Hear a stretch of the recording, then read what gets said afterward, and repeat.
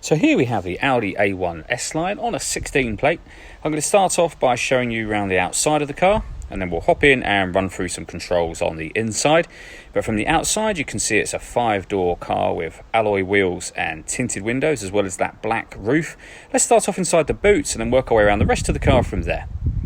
As we approach the back of the car, you'll see we have plenty of boot space, along with that 60-40 split folding rear seat should you wish to increase this space even further. And then underneath this tray section just here, even more space should you need it. Okay, so we're just going to work our way back round to the front of the car, and then we'll hop in and run through some controls on the inside. But now that we've done a full circle of it, you can see it's in excellent condition the whole way round. Okay, now that we're inside the car, we're going to start with the dials. On the left-hand side, we have the rev counter, and on the right-hand side, the speedometer and fuel gauge. In the middle, you can see the total miles for this car, which is 7,041, so very low mileage for the car's age. You can change the information that's displayed above that using buttons on the steering wheel for various bits of trip computer and fuel economy information. And there are other menus available as well, so you've got an audio menu and a phone menu, and then back round to where we started again. And the buttons that I was using to do that are on the left-hand side of the steering wheel just here. Over on the right, we have volume controls for your stereo, as well as some phone controls as well, just above that. On the left-hand side, we have cruise control. Over in the center is the main stereo for this car. All of the movement that's done on the screen that you can see me doing now is all being done using this dial. These 4 buttons and this dial will do virtually everything, although you can select certain things directly off of the buttons here should you wish to. So for example, if you want the radio, push that dial down, the radio will come on. You can then select any of these radio stations you want, or you can use the 4 buttons that I showed you a moment ago that correspond with these 4 corners to access things like the wavelength, so what band you want to listen to. So this car's got DAB, FM and medium wave, for example. If you want to listen to your own music, you can do. That is under the media heading just there.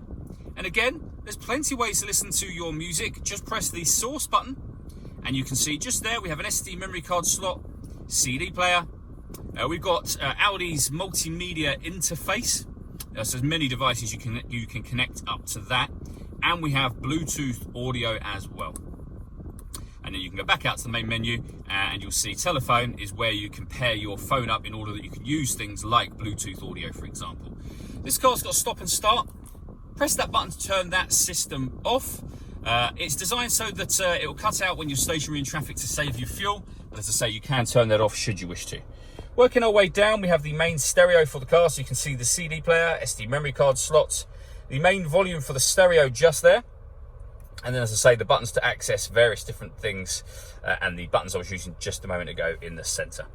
Under that, we have air conditioning. So you can select the temperature, the fan speed, the direction you'd like the air to be distributed in. When you're happy with those settings, this button turns the air conditioning off or back on again. Or you can recirculate the air that's in the car. That's a great way of heating it up or cooling it down quickly, depending on the temperature you've set on this dial, of course. Underneath that, we have the rear heated screen. That button turns off the traction control, and this one will change the driver select for the car. So you can put the car in auto mode, dynamic, so it'll be in a kind of a sportier drive, or efficiency for extra fuel economy. Auto means the car will select the way in which it feels best to drive itself.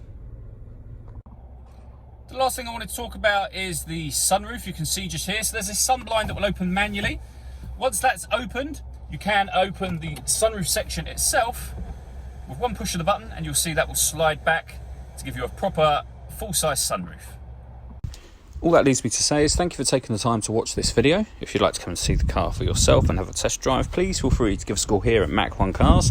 We'd love to hear from you soon.